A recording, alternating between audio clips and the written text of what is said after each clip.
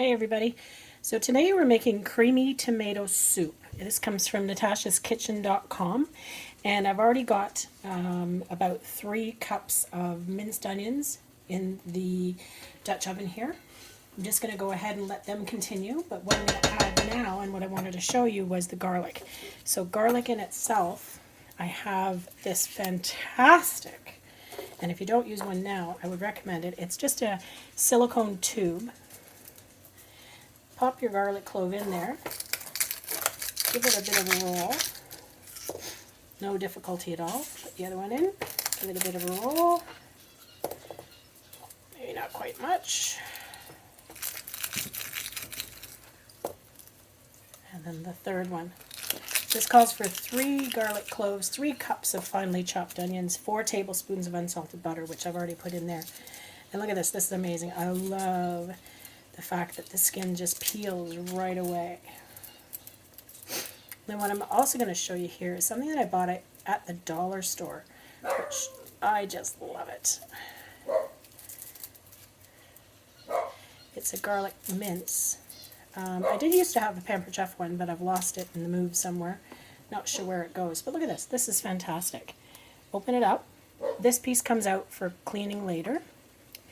Just pop your garlic clove in there. You can do it a little bit smaller. You can cut it in bits if you want. Just give it a good press. Now you got garlic cloves in the bottom. Isn't that amazing? So this calls for 3, so we're just going to pop in 3 garlic cloves. Oh, this one might be a bit too big. Oh, there we go. And the third one. And it just pops in. So that is 3 tablespoons of garlic, minced, which this is kind of a chop, but I find it's pretty good. There's your minced garlic. I'm just going to throw that in with the onions and give it a stir. Let that cook for about another minute. And then away we go. This I just throw in the dishwasher after I clean off the top. This just pops out. There you go. That goes into the compost, along with the garlic skins into the compost, and away we go. So we'll let that cook for a bit, and then we're going to add the rest of the information, rest of the details, ingredients. Hey folks, we're back. We've let the onions and the garlic cook for a little bit more. Now we're just going to add the strained tomatoes, and these were tomatoes that I had canned myself. So it's like a tomato juice as opposed to a tomato, crushed tomato or anything like that. I did puree the tomatoes as we canned them. So we're all done like that. The recipe calls for 7 cups or 58 ounces, 56 ounces of tomatoes. I'm going to add 8 cups there, so 2 quarts. And I had a little tiny bit left over, about another cup. So I'm going to add that as well.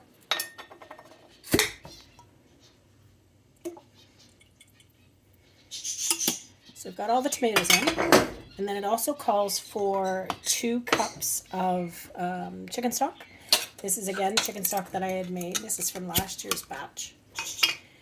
So I'm just going to add about half of the quart. It only calls for 2 cups. There we go, about half. Let that go. Also calls for whipping cream, 35% whipping cream or heavy cream, about half a cup. I'll measure this one. I don't usually measure. This is about half a cup. And then cut the acidity of the tomatoes. They're not really overly acidic, my tomatoes, I found, but it does call for a little bit of sugar to be added as well. So adding 1 tablespoon of sugar, and this is organic cane sugar. And it's 1-for-1 ratio with refined sugar as well. So the stock I will put back in the fridge to keep, and we'll make something with it tomorrow. It's great for adding it to rice. We also wanted to add a 1/4 cup of fresh basil. Now I don't have fresh basil, I have dried basil, so I'm not going to add a 1/4 cup, but I will add probably a good handful. And then just spread that in. And then black pepper to taste, or 1/2 teaspoon.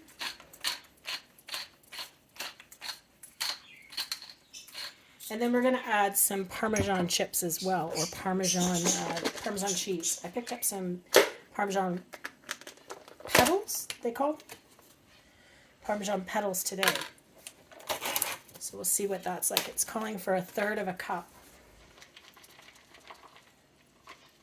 We'll add about half of the container now, and then we'll save the rest of it, and we'll just have it topped and go from there. And that's all of the ingredients that we're going to be adding. So we'll give it a quick stir.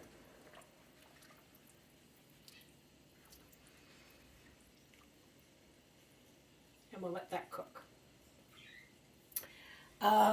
Let's see, how long can we cook it for? Cook it for about... we'll simmer it for about 20 minutes, and then we'll take a look at it again and see how it is. There's no tomatoes to crush here, but if you did have crushed tomatoes, you could always use an immersion blender, or if you have one of those machines that can take liquid and crush it up and heat it as well, you could use that. But I'll just put it on the stove. We'll let it sit for a little bit, and then we'll come back later. Hey folks, so that's been going on for about 20 minutes now. As you can tell by the line, it's reduced down a little bit. I'm just going to give it a little bit of a try here, and it's still got chunky onions. Let's see.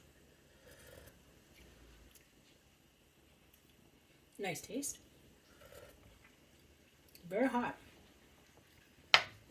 That's quite good. I like that, and that'll go really well with our grilled cheese sandwiches tonight. I think we're going to do that okay.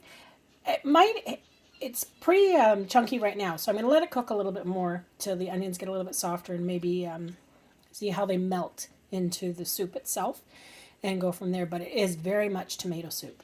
I think we're going to enjoy it for dinner. We'll talk to you soon.